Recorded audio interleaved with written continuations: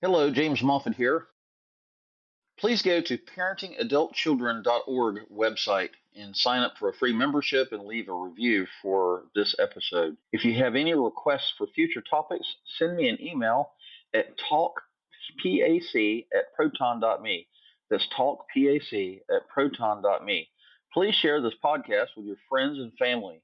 Now for today's guest interview.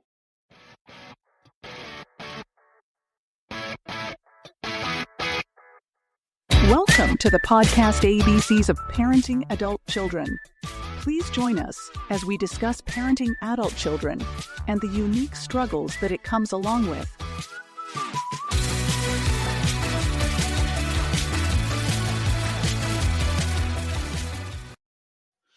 Hello and welcome to ABCs of Parenting Adult Children podcast. My name is James Moffat and I will be your host. Today we have a special guest, Dr. David Marcus. David Marcus, how you doing? I'm fine. Thanks for having Good. me. Yeah. Thank you for being here. Do me a favor and introduce yourself to the listening audience. Well, I'm Dr. David Marcus. I have a private practice for 40 years as a clinical psychologist who's specialized over the years in families under stress. I've done a lot of work with attorneys as far as custody, etc., because that sometimes comes about when families are under stress. Right. And my specialty is basically helping children and parents of all ages and spectrum be able to communicate more effectively. That's good. I want to read this from your profile. We'll use that kind of as a foundation to jump off from. It says the episode could delve into effective communication strategies for maintaining healthy relationships with young adult children. Dr. David Marcus's insights on creating emotional connection could offer guidance tailored for parents navigating the transition of their children into adulthood. So, we talked earlier before I hit the record button about, adult children being 18 to 26. And during that time, their frontal lobes are still developing, right? They're 18 years old and older physically, but they're still not fully mature. And so we have a lot of parents out there that are facing unique struggles that comes along with parenting adult children. And we have parents that had children turn 18 and go off to college or go to trade school or just go out on their own and find a job, and they try to stand on their own 2 feet.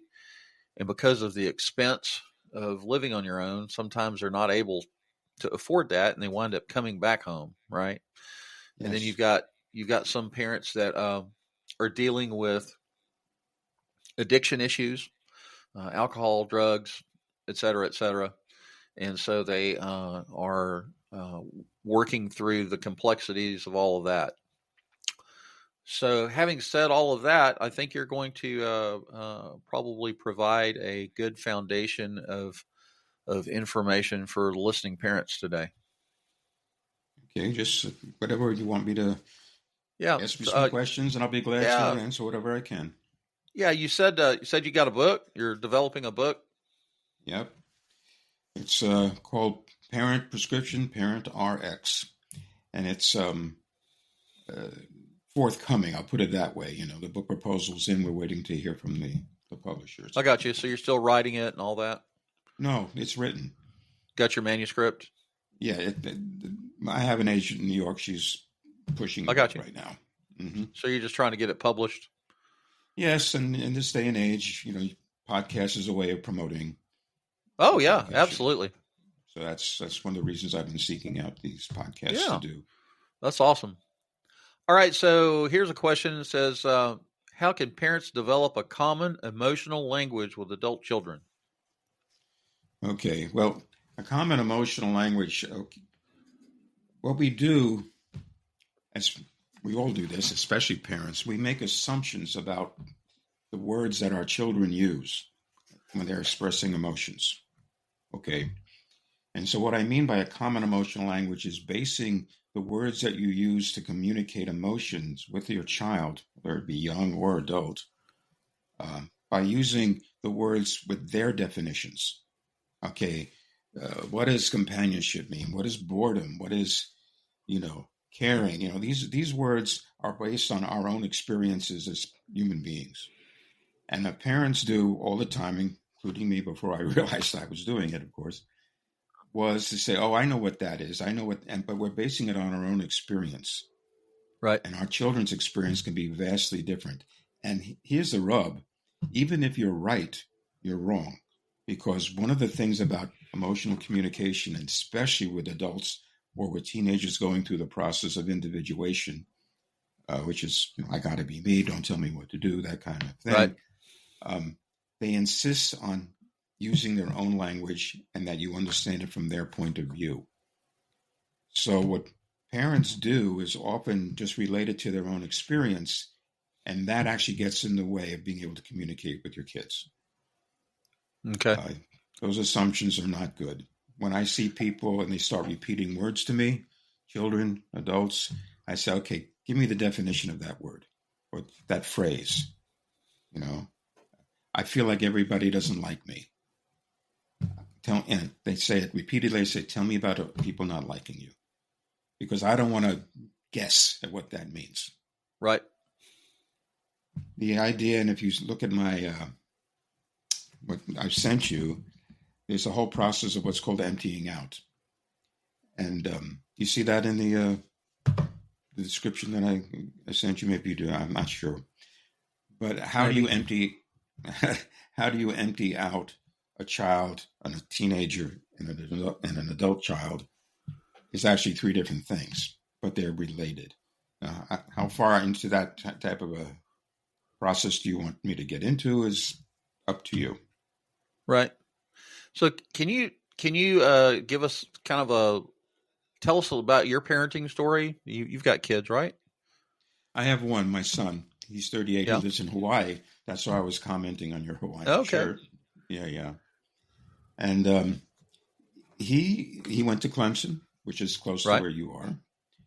And he and his girlfriend live in Hawaii. They just moved there from Denver. And he is a consultant for microdosing hallucinogens. That's what he's doing. And he's making a living at it because it's sort of a trendy thing right now, And he makes a living at it there. And his girlfriend is an art therapist. So they're plying their trade in Hawaii, trying to establish themselves because they only moved there maybe 3 months ago. I got you. So bringing him up was interesting because my son could not get away with anything. I'll tell you the truth. His mom is an MD. She's an internist, my wife, Susan. So he couldn't fake being sick. And he would come up to me and say, hey, how come Billy's dad's letting him do that? And Bobby's dad's letting me, and you won't let me do it.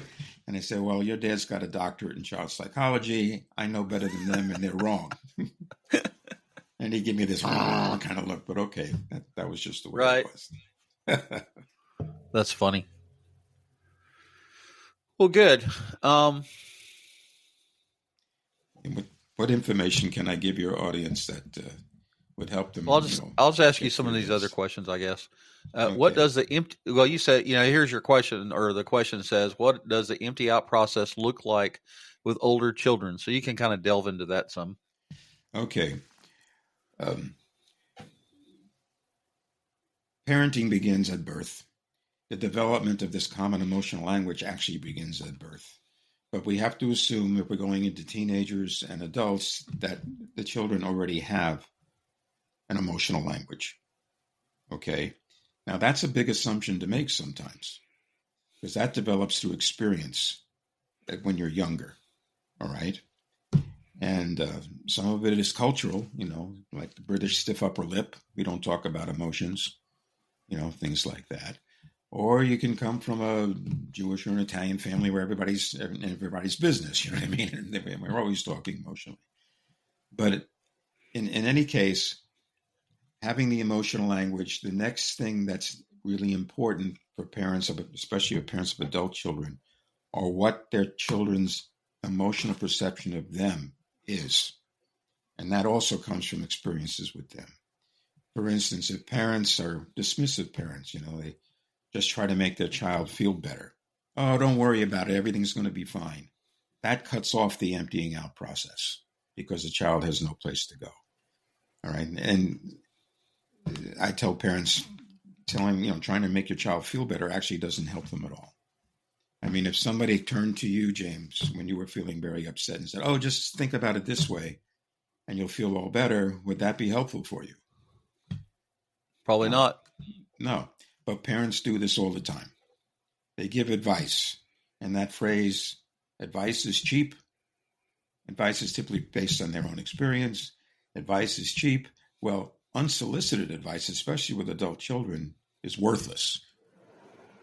The role the parent, I tell parents of adult children and emerging teenagers, 18 and older like that your role in your child's life, once they leave the home, is that of the consultant.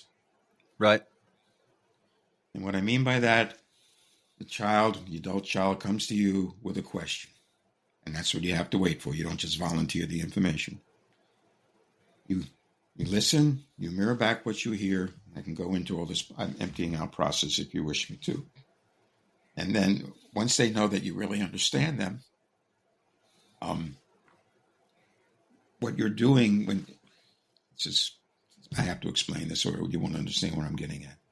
The emptying out process is, using that language and keeping the focus on the child or the adult so they can actually take whatever is intense inside them and share it with you in what I term your soothing presence. All right. Now, this term is important. I'll put it that way. What is a soothing presence? In its simplest form, a soothing presence is somebody who is okay when you are not okay. When adults think about who they turn to when they're upset, it's usually specific people, right? People, friends, family, but specific people. And invariably, the people they turn to are okay when they're not. And by letting them get the intensity of feelings out through their language in your soothing presence, A, it's a relief to get it off your chest, of course, but B, it gives them some safe emotional distance from their difficulty so they can begin to look at it for themselves. And the consultant is, okay, you go through this and, you mirror back and say, gee, I can understand why this is so difficult for you. What can we do about it? Now, notice the we, all right? The we is called a merger. It's not what are you going to do about it, although with adults, most of the time it is something like that. But if they're sharing it with you as a parent, it's what can we do to make this any better? And that's the constructive part. But once they have to be emptied out of all this intensity, all right? Now, I'm going to get a little more complicated with you. I hope it's on point because... Can I ask you a question? Of course. Yeah, do me a favor and get a little bit closer to your microphone. You're okay. a little bit soft. How's that? Is that better? Yes, much better. Thank you. Okay, I'm sorry. I didn't know. No, you're fine. When you empty out somebody, can I go on? Yes, please. Okay. Yeah, no, go ahead. What people don't understand, it's not simple empathy, and it's not simply getting it off your chest. It's not just catharsis, all right, as the old term is. Emptying out somebody needs to be on 3 different levels. And this is what I really talk about in the book, Parenting Prescription. Because there's different levels of intensity of what a person's feeling when it's inside them, okay? 3 levels are this, and I usually use a simple example to give you an understanding of what I mean. You didn't take out the garbage. Well, the most superficial level is the here and now level. We have lots of words to describe. You should take out the garbage. It's beginning to smell. It's your chore, right? That's the logical part of things. However, if this is the 6th time you've asked somebody to take out the garbage, the reaction is much more intense, right? Sure. But if you didn't know the history, that's the history level, not the here and now, but the history level. Someone will, you go, and somebody who doesn't know the history would say, what's the big deal? They didn't take out the garbage. So the logic begins to break down. The deepest level is what I call the tapped into level, which means the fact that you didn't take out the garbage after I asked you 6 times means you don't listen to me. I hate when people don't listen to me. My brother didn't listen to me, and I hated when he didn't. I mean, this one can go anywhere. Unfortunately, what we do typically as parents is stay on level 1 and try to be logical to solve the problems. All right? When the intensity is really on level 2, history, and the tapped into level 3. And if we don't get to those levels by letting somebody really use their language to express themselves, I mean, you can tell what level you're on. The top level's easy, but you're emptying out somebody on the history level when they say things like, you always do this, or you never do that. Now they're referring to previous events that have colored their perception of you as a parent. And the deepest level, the tapped into, when you do that, it makes me feel like X, Y, and Z. All 3 levels have to be emptied out, because if they're not emptied out, this is what happens. And this is valuable for parents because this is what they face all the time, especially with individuating teenagers who insist on having their own opinions, et cetera, et cetera. What happens when we're filled up? We all know when we're filled up with intense emotion. We have phrases that describe it. I've had it up to here. The straw that broke the camel's back. Right? Sure. But what happens when we're filled up is what's important, because this is where people's communication breaks down. Well, we don't like it when we're filled up. It bothers us. It feels intense, like we're not in control of our feelings, So what do? As human beings, what we do is we try to deal with it. And we can deal with it in many, many different ways. We can journal. We can go for a run. We can watch TV, whatever it is to just cope with the intensity going on within us. Therefore, by definition, James, we are focused inwardly on how we feel, which therefore also by definition means we're not focused on what people are saying to us. People I talk to all the time, I talk to him like until I'm blue in the face, he doesn't hear a word I say. It's like talking to a wall, Well, they're filled up. They're focused inwardly. Right. And so the emptying out process is very important, not only because it gets the child to the place where they can actually even hear what you have to say. All right. Is this during times of conflict that you're talking about, the emptying out process, or is this just any conversation you're having? Well, ideally, optimally, this starts very young. Right. Okay. With very young children, they don't have the emotional language yet. So I advise parents to take some guesses with them. My guess is that was very tough for you, Billy. Yes, it was tough for me, Mom. Tough for me, Dad. Tough, sad. Tough, mad. Tough, frustrated. Tough, right. Sad. How sad? Scale of 1 to 10. And this, until they develop this language, sometimes I'll ask them to give me the description. I've had some great ones. One young man who was 10 said, it makes me angry I get volcano mad, Dr. Marcus. And after that, whenever he got angry, I'd use that phrase because that was his language, common right. Emotional language based on his experience. Did that make you volcano mad or just eat your peas mad, which was another one he gave me, So, and by doing that, people feel like they're really, really listened to because you're really talking to them using their words, how they express things. And as parents, we miss this all the time. We just use our own words and assume that they have the same meaning that it has to our children,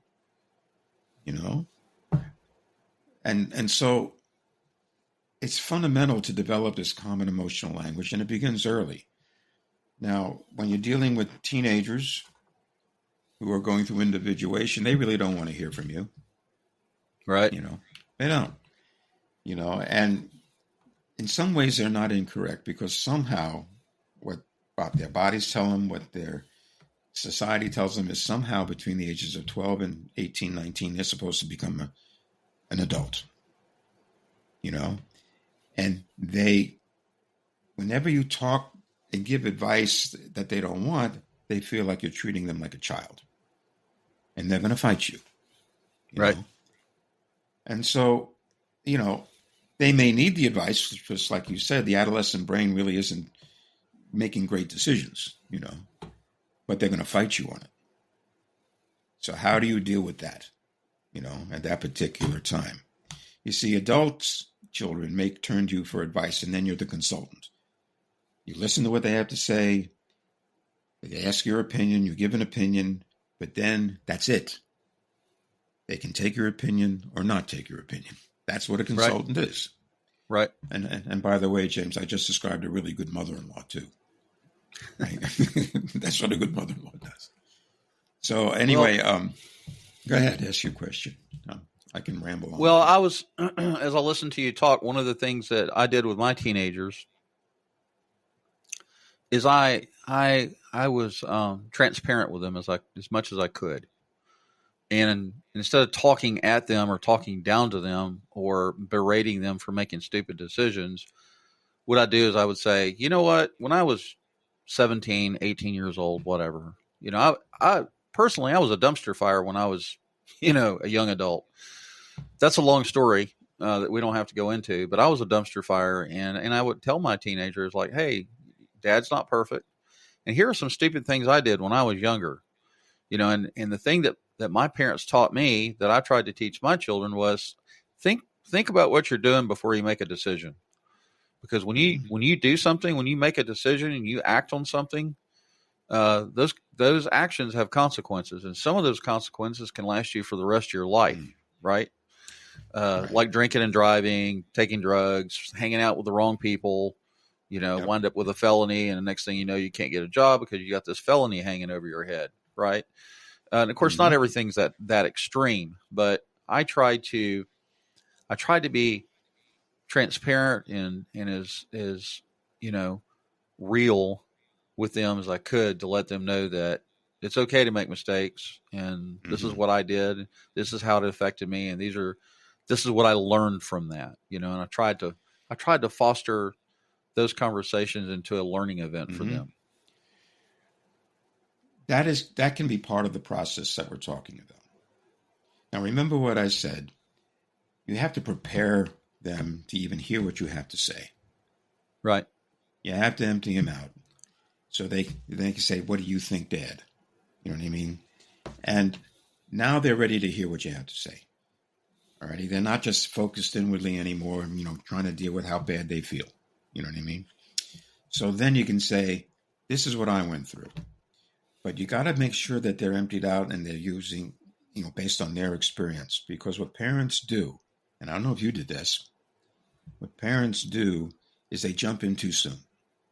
Right. They say, oh, I went through the same thing and blah, blah, this is what I did. Therefore, the implication is you should do what I did. They're not ready to hear it, nor did they ask to hear it. You see what I mean? Sure. And we do this all the time. Take the benefit of my experience. Well, I tell this to the parents that I say, father turns to his 15-year-old son and says, hey, look, when I was your age, I went out and drank 12 beers and ended up with my head in a toilet. Don't do that, right? What does the 15-year-old do? He goes out and drinks 15 beers and has his head in the toilet. And Dad says, I told you that was going to happen. But you can bet your bottom dollar, James, that Grandpa said the same thing to Dad. I mean, we learn from our own experiences, Right. The heart. And so, you see, that's the tough part. The tough part is, are they ready to hear it? And the other part that you have to be careful of in expressing what you went through is that you don't make them responsible for how you feel. Right. Some parents confide in their kids. Oh, it was... I still suffer today from, children are not geared for that. Right. This is a one-way street. They're not geared to take care of their parents' emotions. And so you gotta walk this line a little bit and follow the process in order to be effective with it. So what you did was fine it, but there's a first part to it. Right. Yeah, I didn't do that probably. I know that, many years later, I'm a little more intelligent and schooled on what needs to be done. But I had a horrible childhood, and my parents it was a military family that adopted me and my sister, and they provided all the things we needed physically, a roof over our head, food, medical care, all of that stuff. Not emotionally. But they did not know how to demonstrate love to their children. Right. Children were to be seen, not heard. When we go to the relative's house, you sit on the couch, put your hands in your lap, and you don't speak unless you're spoken to. We're not allowed to run around and be kids. And so how do we parent when we get married and we have children? It's hard baked into us. We parent the way we were parented, right? Exactly. And unless you can break that generational curse, which I tried to by listening to Dr. James Dobson, but way back in the day, I'm a believer, and my wife is, and so we're Christians, and we go to church, and so I wanted to break that generational curse, and I wanted to not be my father to my children, because he was very heavy-handed, very rough. And did I slip into that from time to time? Absolutely, because it's just part of my psychology, I guess. I mean, that's the way I was treated, and I would like to think that I did a lot better job, for my kids. Okay. But nobody's perfect, and so this is good stuff. Okay, well, I hear you. And there's another term I'll throw at you and your audience. It's called regression. You're exactly right. We often parent the way we were parented because that's what we know. Right. And when we get stressed, especially unanticipated stress, which children are marvelous at doing, you know what I mean? Yes, they are. Yes. That's when we get the most stressed. And so we regress back to old ways of dealing with things. Right. Now, another term is you internalized. Okay, I'm getting pretty deep here, but I hope it's okay for your audience. No, absolutely. There's a process called internalization. And internalization is almost like subliminal learning. And actually a sociological example of that is prejudice. It's not like somebody sits you down when you're 17, 18 years old and say, well, now you're going to hate Asian people or whatever it might be. Because by then you've had your own experiences going, why would I do that? But if it's been since you were 3, 4 years old and you see the reactions and children and the jokes and then you see children are exquisitely aware of how their parents feel and they see the, whatever it is, that gets in there. All right. And so the reason I bring it up, the better example that what I'm talking about here is one of the things we internalize from our parents is how we react to stress. This is one of the reasons that children who are abused, when they grow up, they will swear upside down and sideways. They will never do what they did to their kids. I mean, they're not going to do what happened to them, to their kids, is what I'm trying to get at. And yet, at moments of regression, it happens. And it gets passed on. You see? What I do when I talk to parents, I don't say we're going to change. We're going to fine-tune your parenting skills. We're going to recognize what you've internalized and what to do about it so that the regressions are minor. Because you know, okay, I don't want to go there. And I know where I can go. See? Again, that's part of this emptying out process as I learn about these people. Say, so now I understand why you do what you do. And so do they. Right. It actually helps a lot in marriage counseling because people get stressed and they regress and, and they can't talk to one another. They're all filled up. And I talk to them about this. This is where you regress to. You're all filled up. You're not hearing one another. How do we empty out each other in a soothing way? That's the process. Now, what you do with a 3-year-old is different than you do with a 10-year-old, different than with an adult. You know what I mean? But that's the process. I got you. Okay. That's good stuff. I hope it's helpful. Yeah. Yeah. So that'll bring us to the next question. How can the concept of being a soothing presence evolve for young adults? Okay. First of all, is to understand that's the role. That's what you're trying to achieve.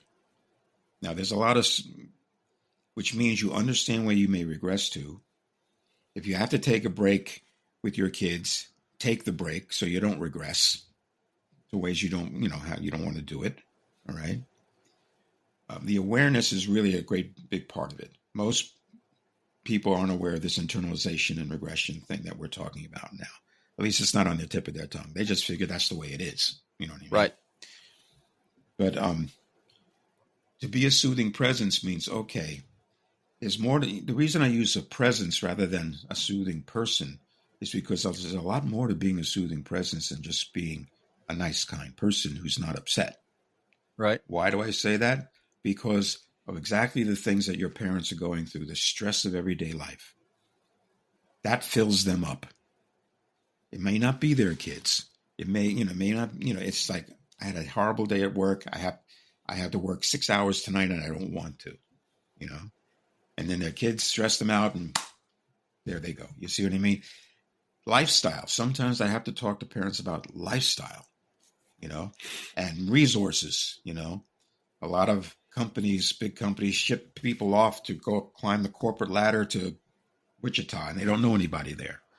They have no support. That's really tough. You know what I mean? On families. The external pressures on families as far as finances, etc. Keeping up with work. Everybody's a 2-income family these days, so everybody's busy. When do you have time to do this nice little fancy soothing presence emptying out thing? And yet, that's how your children develop emotionally. Because if you do this, children become what is called resilient. They can now know how to cope with their emotions verbally as opposed to behaviorally, right? And in children, that's called resilience. And in adults, we call it stress tolerance. Okay. Now, you see, adults who don't go through this process or never incorporate this, internalize this, they get stressed and it's what we typically call going off half-cocked. If you don't have an emotional language, you're still expressing yourself physically. Now, a temper tantrum in a 5-year-old we can deal with. A temper tantrum in an 18-year-old is jail time. I mean, somewhere along the line, they've got to learn how to do this and they have to develop this language and they have to have the experience of being able to be emptied out and deal with things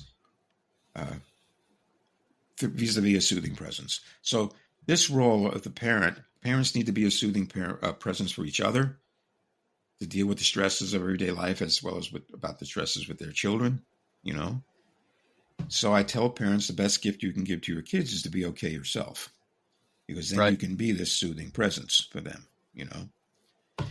People grab hold of these. I mean, one of the reasons I wrote the book is because parents kept coming in and taking notes saying, Dr. Marcus, please put this out there, will you? Because this is helpful to us because we didn't realize what we were doing. And of course they didn't. It was just internalized stuff that they didn't even wear, that this was just the way it was. Right. So I'm tweaking their parenting skills and making them aware of this is how you're really trying to parent. It goes into discipline as well, but that's another topic, if you want to get into that. But in any case, it all comes down to how do you develop a lifestyle and a home life where the parents can be soothing to their children and to each other. When I've talked to couples that are fighting and thinking about divorce, this has happened on a number of occasions. When they finally realize what they've internalized and where they regress to and how they get filled up by what they do to one another, all of a sudden they can start to talk to one another in a much more meaningful way. And they say, oh, please write this down. This really helped us. And ironically, they're coming to see me because their kids are showing symptoms of it, you know what I mean? Which is totally familiar. And so as soon as they start getting better, the kids start not acting as bad because they feel, Sure. safer. They feel the less tension in the home, etc. So I never see children without seeing their parents for that reason. I am not the agent of cure when I see a family. The parents are, and it's my job to get them to the place where they can do that. I'm temporary. I tell parents all the time that the purpose of coming to see me is to get rid of me. To gain these understanding, these skills, show me if they're working. We'll tweak it if we need to because it's a learning process. Sure. And then once you've got it, see you around. I tell parents who have young children, come back to me when your child is 14 and paint their fingernails black and spike their hair. Then we'll have another conversation, Yeah. Yeah, indeed. And it happens, by the way. Oh, I bet. It does happen. Well, one of the things that I and several of the guests that I've had on here, we encourage parents to engage in self-care, step away from the battle, step away from the stress, mind, body, spirit, take care of yourself. And a lot of times I'm talking to the moms more than the dads, because the moms are typically more in the battle and more engaged with the children than the dads are or can be. And part of self-care is coming to visit somebody like you and getting, going to see a therapist or a counselor or, like you, a clinical psychologist or whatever. And there's nothing wrong with that, and I know, probably back in the 60s and the 70s, there was a little bit of a taboo about that. And, nobody wanted to talk about having issues or getting therapy or talking to a family therapist or anything like that. But today I think it's okay. And I think people are, society is a little more self-aware of the need to do that. Right. And so that's another reason I wanted to. It's interesting to me, my wife and I would go to football games and stuff when my son was in high school, and I was seeing some of the kids who were at the game, and of course, confidentiality would say, I'm not approaching them, but they'd come up to me with their friends and they say, hey, Dr. Morgan, hey guys, I want you to meet my shrink. I'm going, okay, hi, how you doing?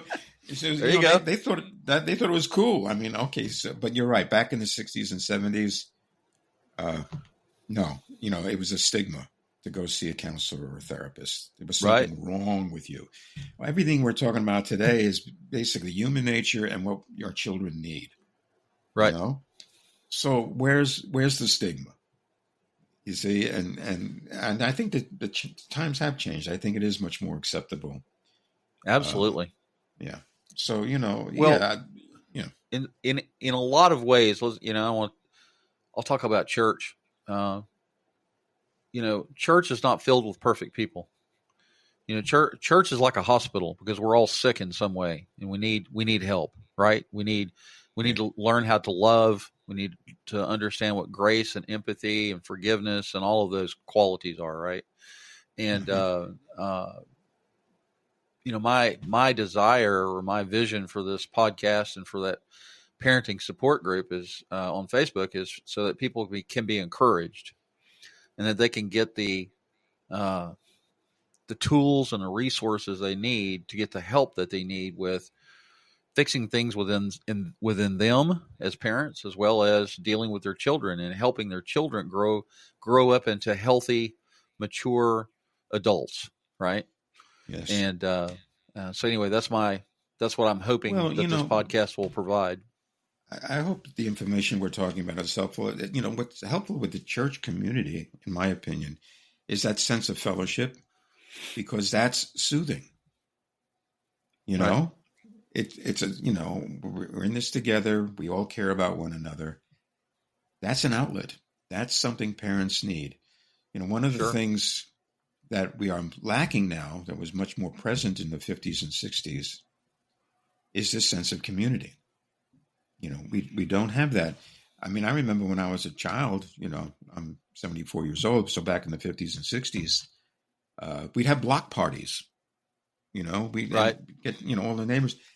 And I read an article once, which might interest you, James, because they said one of the reasons why we don't have that anymore is air conditioning.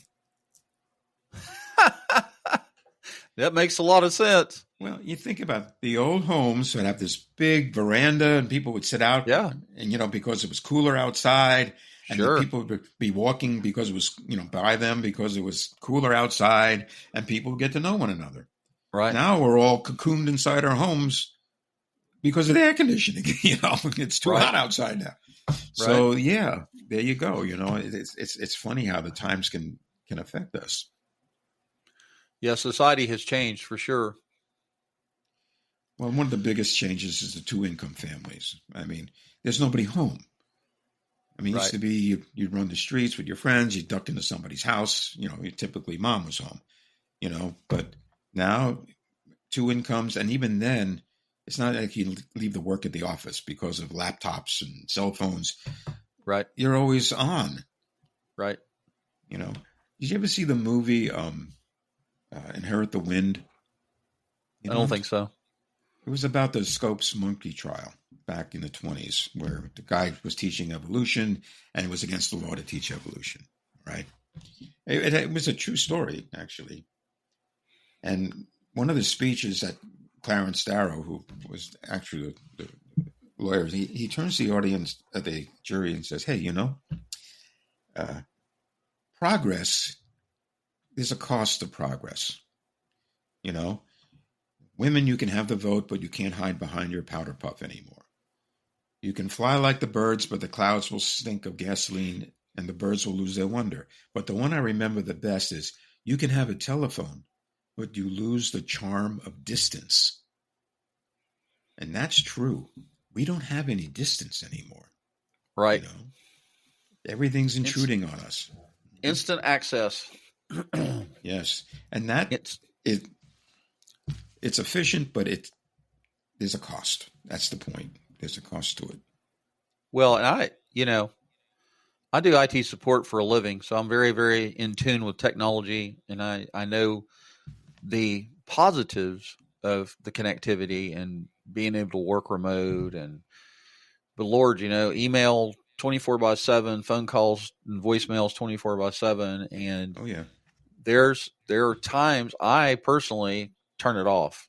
I turn it off. It's like at 6:00 after I'm done with the podcast interview, I shut the laptop off and I go sit in front of the TV and watch, 6:00 news, and then NBC Nightly News with Lester Holt, and I just turn all of that off. And especially good. in this political climate that we're in right now, all the negativity, right? I'm just like, you can't get away from it. You can't get away from it unless you turn it off at the source, and that includes the TV too. You're absolutely right. Sometimes it's good just to pick up a book and turn the TV and the radio and the internet off. For me, it's music. That too, yeah. I play Irish music. You want to know? Okay.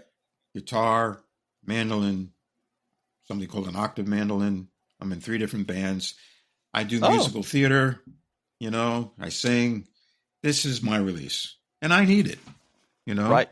Sure. And I'll be very honest with you. I turn off all the politics because I'm preserving my own mental health, to tell you the truth. Right. I mean, absolutely. There's nothing I can do about it. I just rather not look at it, Right. Not right now anyway. And we don't want to take that any deeper. No. Yeah.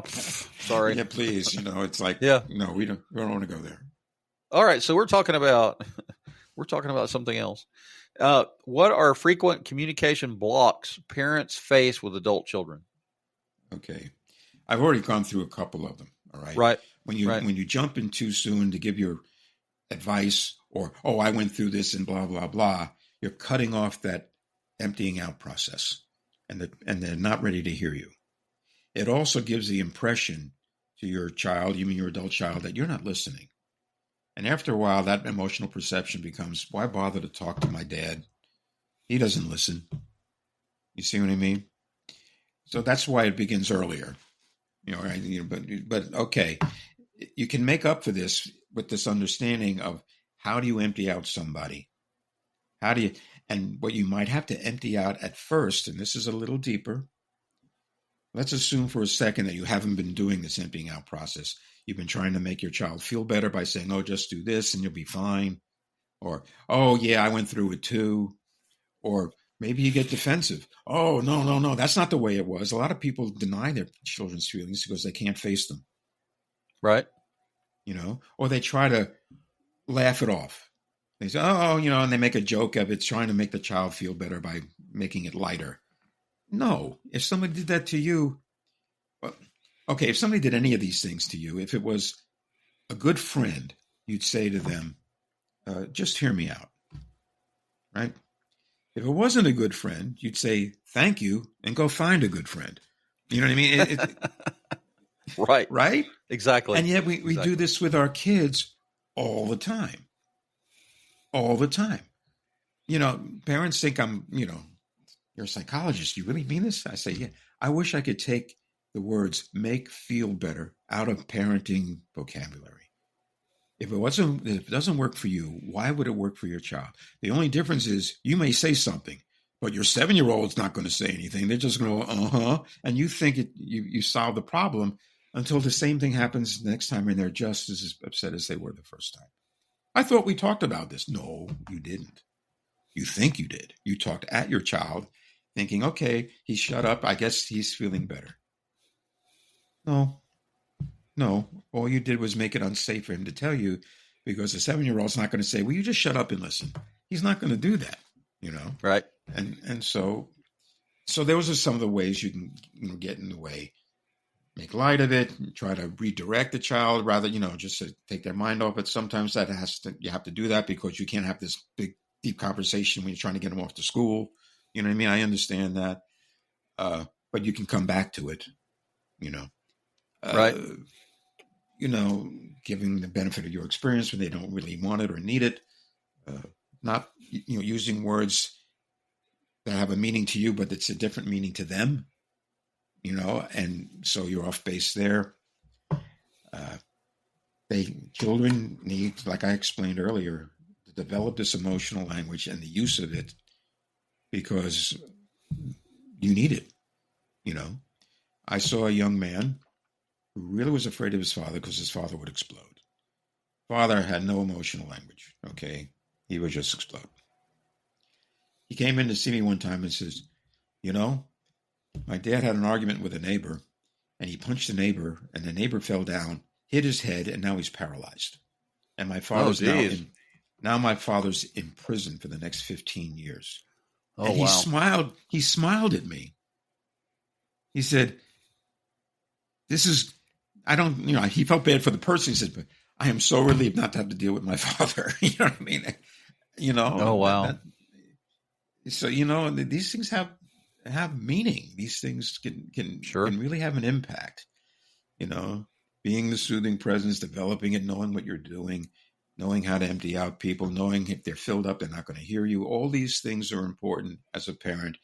And with young children, you can help them to develop this common emotional language with you. You can soothe them, and then they internalize that soothing presence, and now they can soothe themselves. Right. They can soothe their own children. Instead of what you got, as far as, the military culture is a very, rules-oriented culture. Yep. People who are drawn to the military want a very firm structure,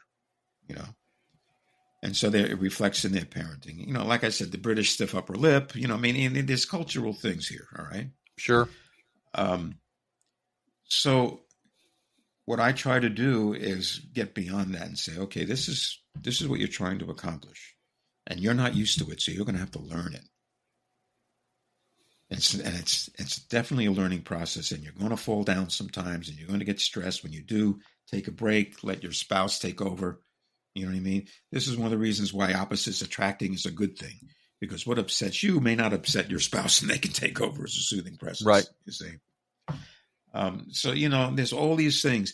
that's why it's so much more difficult also for single parents, because they don't have that other person to soothe them. Right. And they can't turn to their children to be soothed. I see acting out teenage girls, and the mom comes to me and says, I don't understand that. Me and my daughter, we're like best friends. And I go, there's the problem. They don't need you as a best friend. They need you as a soothing presence. They need you as a parent. So, there's so many ways you can, that things, I'm not going to say mess it up. There's things that get in your way. That's how I put it. There are things that get in your way that you need to understand so that they don't get in your way anymore. And I engage these people's psychological mindedness and their emotional intelligence, whatever you want to call it. Right. And in the book, Parenting RX, Parenting Prescription, I actually give examples. Parent says, child says, parent says, child says, parent says. And I put annotations saying, this is what you accomplished when you said this. This is what you accomplished when you said that. Because parents really need that kind of guidance. They say, how do I do this? They say, well, I wish you were in my ear on Thursday night, Dr. Marcus, because I really needed, when I was talking to my daughter. So that's what the book's about. All right. Instead of asking you more questions, I think what I want to do at this point is give you, let's say, 5 minutes for like a summary or an elevator speech. What would you tell the parents that are listening to this podcast episode? Okay. The first thing to realize is that you're a human being and that you need to be soothed yourself. And if you can't soothe yourself, you need people in your life that can help you, because you need to take care of yourself if you're going to be good for your kids. You need to think about your lifestyle. If it's too stressful, if you're too busy, you don't have time with your children, you need to think about that. All right. Realize that how you raise your kids is at least partly based on how you were raised, which makes total sense, but there's more that you can learn. We can tweak your parenting skills so that you can be a soothing presence for your child. And that's the wonderful legacy that you can pass on to them.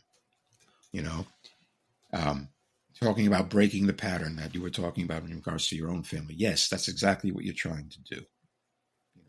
How do you handle your own regressions? How do you, develop a common emotional language with your child? How do you take care of yourself so you can be a soothing presence? How do you control your life so you can do that? These are hard things to do. I'm not saying it's easy. It's not easy. But if you understand it, you can try to make modification. And I tell people, try it. The proof is in the pudding. If you see the tension and the misbehavior in yourself and your kids going down, then you're on the right track. The proof is in the pudding. And there you go. So find somebody, of course you can read the book, but you need more than just my book. You know what I mean? You need somebody to tweak these skills, Right. To say, okay, this is where I messed up. This is where I can do better. And when they do that, I know parents are really doing better with their kids when, instead of me telling them what I've heard from their children and what they need to do, they come to me and say, this is what my child is telling me. Your child now feels safe enough to talk to you and you're really hearing them. That's progress, And that's when I start saying, okay, maybe you don't need me anymore. Again, I'm not permanent. I'm just temporary. Right. And so get what you need from me as a resource, and then go forth. I've been at it so long. I'm now seeing the children I saw are now adults coming to me about their own kids. This type of thing. And it's kind of funny because I say, well, maybe it didn't work back then. You know what I mean? But no, they're coming back to me. They said, because I need to brush up, Dr. Marcus. I now have a child of my own and I want to do it right. Right. That's good. Yeah. So, that's comes with age, I guess, Right. I've been at it a while. It's good stuff. All right. So to the listening audience, here's a little takeaway. It says your listeners will gain practical strategies for enhancing communication and fostering healthier relationships with their adult children, focusing on emotional connection and conflict resolution. Dr. Marcus, I appreciate you being on the episode today, and there's a lot of good information there, and I think certainly the listening audience is going to get something out of it. Thank you for having me. Yeah, you can listen to this podcast. To my listening audience, thank you for the privilege of your time and for listening to this episode. You can listen to this podcast on Activate.fm, Amazon Music, iHeartRadio, Apple Podcast, and Public Radio. You can watch the video episode on Rumble, rumble.com. Our website is located. Go ahead. Yeah. I just want to give our website. Go ahead, finish up, and I want to give them my website things. Yeah, absolutely. Our website is located at parentingadultchildren.org. That's parentingadultchildren.org. The website provides my contact information. You can leave me a voicemail. You can write me an email, and I'll respond. There's an upcoming show schedule in the blog. Just go into the blog and search for schedule, and you can see the upcoming episodes. And there's a place to leave a review for this podcast as well. There's a review button at the top of the webpage. You just click on it and leave a review for any episode that you listen to. If you got an iPhone or an iPad and you're listening to the episode on an Apple Podcast, they have right there. There's a little review button you can click, and you can leave a review while you're listening to it, and I'd appreciate that. New episodes are released every Friday morning at 8 a.m. And Dr. Marcus, you want to tell them about your website? Yes, as I said, I'm doing the webcast because I'm publishing a book on exactly what we're talking about today, to tell you the truth. And the title of it is Parent Prescription, Parent RX. And that's my website too. It's Parent, PARENT, all one word, .org. Okay. And you'll see my other podcasts there. And like I said, the book is forthcoming. It's not out yet, but I'll be glad to answer anybody's questions. My email address is dsmarcus, DSMARCUS, PhD at parentrx.org. Very good. That's awesome. Okay. Well, thank you for being here. Enjoyed the conversation. And to the listening audience, I'll say have a good evening or a good morning wherever you're living, and we'll talk to you later. Please tune in next week for another episode of our podcast on parenting adult children.